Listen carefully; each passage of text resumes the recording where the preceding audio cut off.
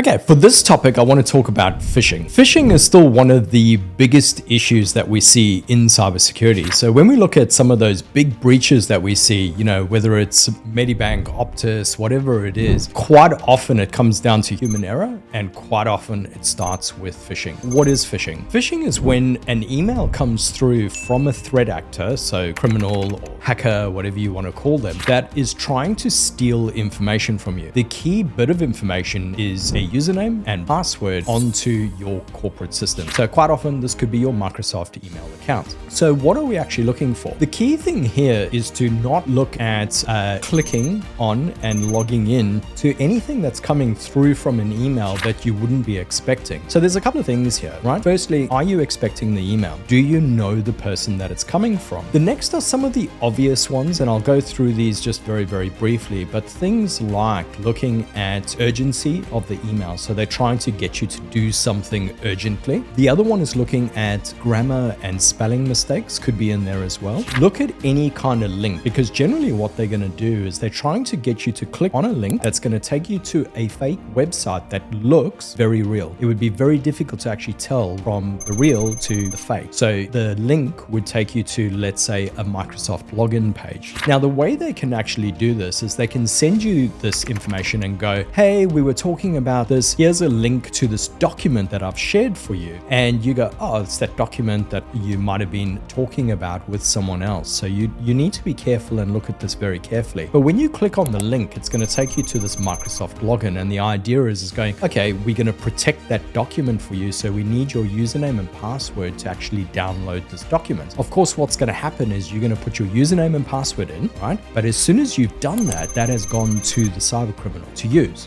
What will probably happen then is there will be some sort of error page, or it will just link back to Microsoft's real site. And you'll be like, oh, that's weird. There's no document. You need to be aware of that. As soon as you see something like that, if you have clicked through and given that username and password, you need to call your IT department immediately, because you're going to need a password change on your device. So key things here, firstly, slow down, right? Double check the email carefully. Right? Is it coming from the sender? Watch out for any kind of URL issues. And that, what I mean by that is, where's the email coming from? Because quite often they could use domains that look very similar to the real domain, but it's not quite. So scrutinize the email. Is it coming from someone you know, right? And be very careful clicking on any link. If you have, make sure you report it.